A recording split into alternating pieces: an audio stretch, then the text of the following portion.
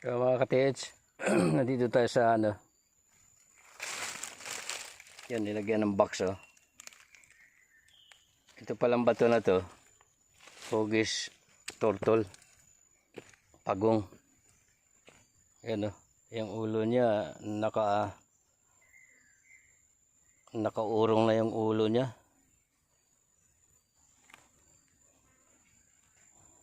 Oh. So figurized turtle. Tapos nandito na siya. Yung nakasubsob na eh. So tamang-tama lang talaga yung dig site dyan sa lugar na yan. Ayan yung nakapaikot na malaki doon. So yan, nabuo na natin yung clone nito. Pagong pala, kaya pala ganyan yung likod niya na may mga kwadra-kwadrado, ano, guhid-guhid. So pagong pala talaga. Nakuha na natin yung ano niya, yung figurized ano, turtle. So yan, medyo talagang dito tatama yung. At tingnan niyo yung bato, nakapaikot oh. Tapos bato doon oh.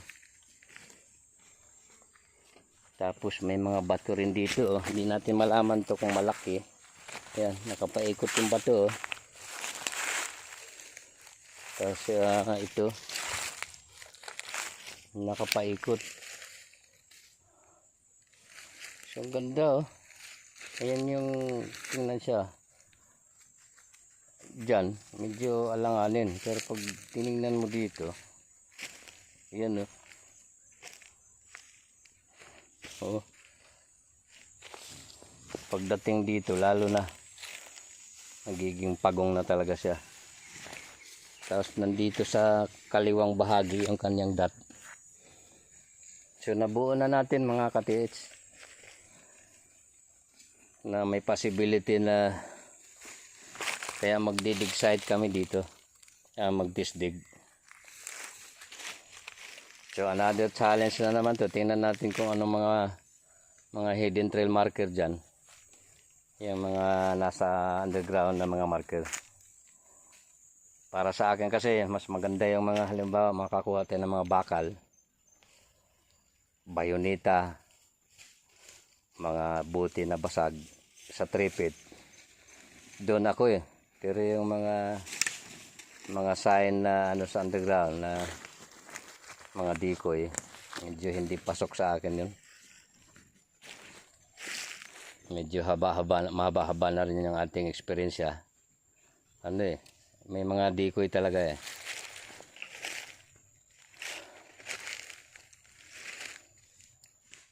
So yun mga ka-TH, nakuha na natin yung kabuhan.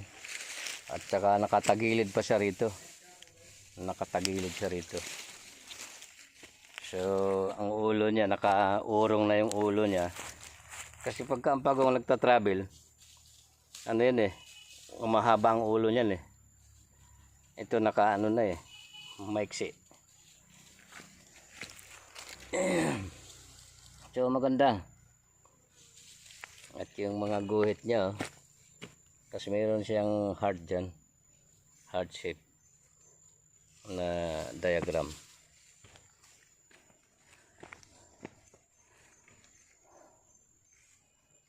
So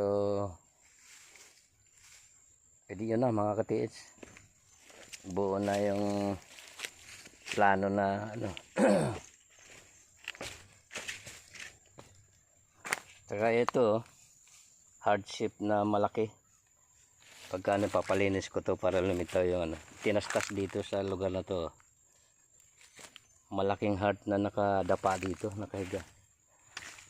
So wala naman siyang, hindi naman pointed yung puwitan. Palinis ko to pagka may time. Kasi magtatanim pa tayo dito ng saging. Yan ang saging oh. Yun mga saging. Suwi. Ay tatanim pa natin yan dyan.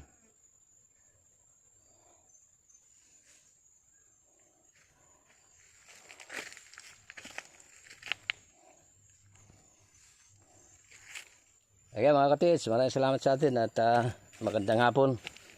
God bless sa atin lahat.